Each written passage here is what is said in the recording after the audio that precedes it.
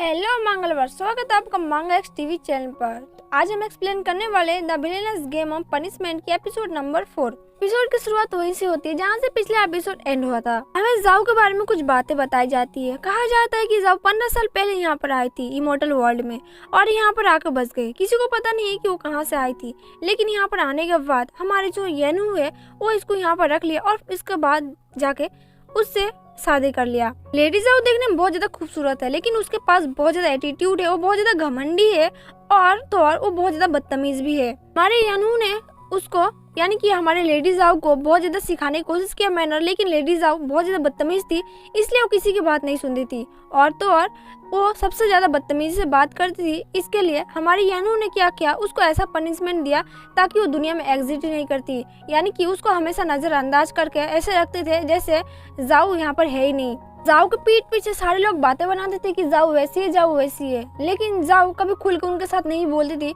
इसलिए उसके अंदर ही अंदर इतना ज्यादा जहर फैल गया कि वो सारे लोगों से बदतमीजी से बात करती थी और धीरे धीरे करते करते वो अकेली रहने लगी और बहुत ज्यादा बदतमीज बन गई। सबको ये लगता था कि जाओ बहुत ज्यादा बदतमीज है, उसके बिहेवियर बहुत ज्यादा खराब है, वो सबसे रूडली बात करती है, लेकिन ऐसा नहीं था।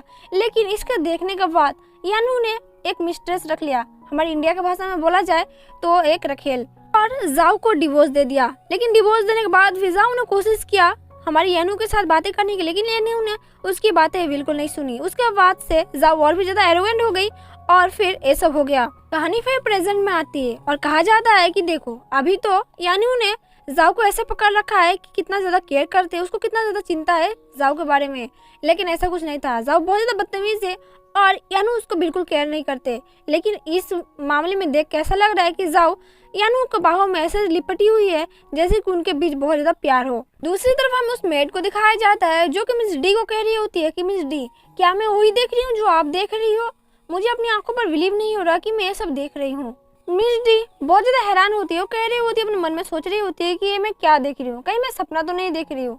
यानी जाओ को लेकर इतना ज्यादा पॉजिटिव कैसे हो गया। मिस डी यानू के पास आती है, अपने दिल पर पत्थर रख कर बहुत ज्यादा खुश होकर कहती है कि कांग्रेचुलेसन यानू, तुमने बहुत बड़ी चीज अचीव कर ली, तुमने आर्चीवन कल्टीवेशन का और एक लेवल पार कर लिया, यानी कि ये तुम्हारे लिए सेलिब्रेशन का मौका है, इसके लिए तुम्हें पार्टी तो देना ही बनता है।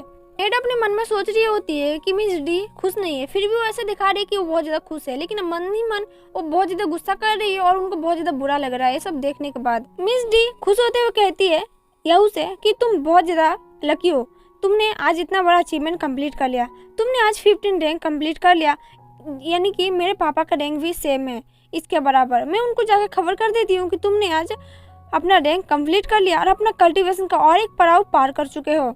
वो ये सुन के बहुत ज्यादा खुश हो जाएंगे और तुम्हें कंग्रेचुलेशन बोलने के लिए कुछ ना कुछ गिफ्ट जरूर भेजेंगे। यानू मिस डी को एक सिंपली थैंक यू कहता है और उसके पास जो थे बॉडीगार्ड यानी कि सैनिकों को कहता है कि तुम लोग यहाँ से खड़े हो जाओ। यानू इन सबको उठने को बोलता है, जिसे सुनने के बाद वो जो बंदे थे यानी कि जो सैनिक थे वो बहुत ज्यादा खुश हो जाते थे और कहते थे कि अच्छा हुआ हम लोग उठ गए, कब से बैठे बैठे हमारे पैरों में जंग लगे थे, ऐसा लग रहा था कि हमारे पैर अब है ही नहीं हमारे बॉडी के अंदर।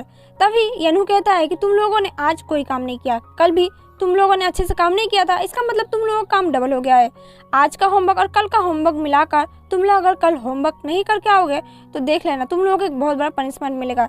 जिसे सुनने के बाद वो जो बंदे होते हैं उनके सारे के सारे अंदर पसीने आ जाते हैं, कहते हैं कि अरे बाप रे, अगर हम लोगों ने काम नहीं किया तो ऐसा लग रहा है कि इस बार तो हम लोग जान से ही जाएंगे, लेकिन किसी भी हालत में हमें तो काम करना ही पड़ेगा, वरना यानू का गुस्सा हम नहीं देख सकते। यानू इन सबसे कहता है कि अगर मेरा कल्टीवेशन के अंदर किसने भी अच्छे से परफॉर्म किया और मैंने जो जो तुम लोगों को सिखाया अगर तुम लोगों ने वो अच्छे से कर लिया तो मैं तुम लोगों को एक अच्छा सा इनाम दूंगा। अगर तुम लोगों ने नहीं कर पाया तो तुम लोगों को पनिशमेंट तो मिलेगा ही मिलेगा और तुम लोगों का काम भी डबल हो जाएगा, लेकिन मेरा एनर्जी को जो एब्जॉर्ब कर सकता है या फिर उसके लगभग भी कोई जा सकता है तो मैं उसको एक बहुत बड़ा इनाम दूंगा जो कि तुम लोग सोच भी नहीं हो सकते कभी भी। प्राइज का नाम सुन के ज़्यादा खुश मत होना, क्योंकि कल उसी को प्राइज मिलेगा जो बहुत ज़्यादा अच्छे से कल्टीवेशन का पढ़ाई करके आएगा। अगर तुम लोग कोई शक है तो तुम लोग अपना किताबें खोल के उससे पढ़ सकते हो, अगर कोई डाउट होगा तो तुम लोग मुझे कल के लेक्चर में पूछ सकते हो, वरना तुम लोगों को पनिशमेंट तो मिलेगी ही मिलेगी, तुम लोग एक टाइम का खाना भी मैं बंद कर दूंगा।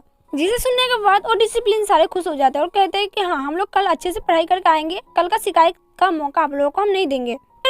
लॉर्ड यानू को थैंक यू कहते हैं उनको इतना मदद करने के लिए। फिर वो पापा के परी यानी कि जाओ को लेकर खुद वहाँ से उड़ के चला जाता है और कहता है कि यहाँ पर कुछ तो कुछ गड़बड़ होने वाला है, क्योंकि इंटरनल एग्जाम में यहाँ पर कुछ रॉबरी हो रही है और यहाँ पर लॉन्ग हेयर वालों को भी कुछ प्रॉब्लम हो रही है। यहाँ पर मुझे कुछ ना कुछ देखना पड़ेगा, क्योंकि जाओ तो अभी इसका तो कुछ नहीं कह सकते क्योंकि ये तो है ही, लेकिन इसके बावजूद भी यहाँ पर कोई ऐसा इंसान है जो कि हमारे अंदर की खबर बाहर भेज रहा है। कौन है वो इंसान? मुझे जल्दी से जल्दी खबर लगाना ही पड़ेगा। मैं इस लेडी की मदद नहीं कर सकता क्योंकि मुझे इस पर भी शक हो रहा है, क्योंकि इसी ने कुछ भेद दिए होंगे, क्योंकि मुझे जैसे जाओ पर कोई भरोसा नहीं है, मुझे इस मिस डी पर भी भरोसा नहीं है। हालांकि इसने मुझे बहुत सारी हेल्प किया है, लेकिन इसने पूरा हमारे प्लान को डिस्ट्रॉय कर दिया अगली बार। लेकिन इस बार मैं किसी के ऊपर भरोसा नहीं कर सकता, जो करना पड़ेगा मुझे ही करना पड़ेगा। और मिस डी अगर इनोसेंट भी हुई तो फिलहाल मैं इसके साइड अभी खड़ा नहीं हो सकता, मुझे अभी प्रॉब्लम हो जाएगी। लेकिन आज इसको क्या हो गया? जाओ, तुम आज कुछ अजीब सी हरकतें कर रही थी, क्या हो रहा है तुम्हारे साथ? नेक्स्ट में जाओ को दिखाया जाता है जो कि आराम से अपने बेड पर लेट रही होती है और अच्छे अच्छे सपने देख रही होती है। तभी उसको अचानक से नींद खुलती है और अचानक से कुछ याद आता है। यानू कहते हैं अच्छा तो तुम्हारी नींद अब जाके खुली है, कैसा रहा नींद? जाओ कहती है कि हाँ वो तो बहुत अच्छा था, बहुत मस्त नींद आया था। फिर अचानक से उसको कुछ याद आता है और जैसे वो पीछे मुड़ती है, तुम एक नंबर का बदतमीज इंसान, तुम्हें बिल्कुल शर्म वरम है कि नहीं? तुम मेरे कमरे में यहाँ पर क्या कर रहे हो? यानू कहता है कि अजीब औरत है, मैं यहाँ पर 4 घंटे से बैठा हूँ लेकिन मैंने तो तुमको कुछ नहीं किया, ना ही कुछ बोल रहा हूँ, फिर तुम मेरे ऊपर क्यों चिल्ला रही हो इतना? यानू अपनी किताबें टेबल पर रखता है, जिसे देखने के बाद जाओ कहती है कि सेठ मैंने कुछ गड़बड़ तो नहीं कर दिया? अबे मेरे साथ क्या करने वाला है? रात को तो तुम बहुत ज्यादा मूडी बन गई थी, तुम तो मेरे ऊपर आकर बैठ गई थी, उसके ऊपर तुमने मेरे साथ बहुत ज्यादा रोमांटिक बातें की और मेरे साथ बहुत ज्यादा चिपक की बातें करी थी। अब क्या हो गया? मैं यहाँ पर उठ के आ रहा हूँ तो तुम्हें बहुत ज्यादा बुरा लग रहा है? क्यों? इस बार मैं तुम्हें टच नहीं कर सकता क्या? अगर इस बार मैं टच करूंगा तो मैं खुद से जाकर तुम्हें टच करूंगा। रात को बार तो तुम मेरे पास चिपक के आ रही थी, मैं बोल रहा था लेडीज आओ मेरे ऊपर से हट जाओ, लेकिन तुम तो बहुत ज्यादा रोमांटिक बन रही थी। लेकिन अब क्या होगा? अब तुम्हें शर्म आ रही है?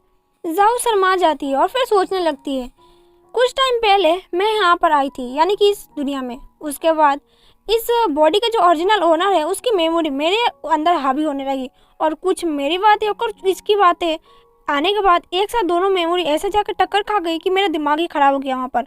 और मैं यहाँ पर झूठ भी नहीं बोल सकती कि मैं वहाँ पर फुल सो गई थी या फिर सोने का नाटक कर सकती हूँ, क्योंकि वहाँ पर मैंने जो भी किया है मुझे अच्छे से याद था। और अभी मैं यहाँ पर कैसे बोलूँ कि मैं वो नहीं हूँ जो तुम सोच रहे हो? अगर ऐसा कुछ बोलूँगी तो क्या पता ये मेरा सर भी कलम कर देगा या फिर से वही सब चीज़ें करेगा जो कि इसने रात को किया था, वो भी ज़बरदस्ती। एक नंबर का बदतमीज़ इंसान। कहती है ऐसे डरने से काम नहीं चलेगा, मुझे इसको बताना पड़ेगा। फिर वो कहती है कि मैं वो नहीं हूँ जो तुम समझ रहे हो, मैं कोई और हूँ। इसे सुनने के बाद यानू कहता है कि मुझे बताओ, सारी बातें सच सच बताना, तुम कौन हो, तुम कहाँ से आई हो और तुम्हारा मोटिव क्या है यहाँ पर आने का?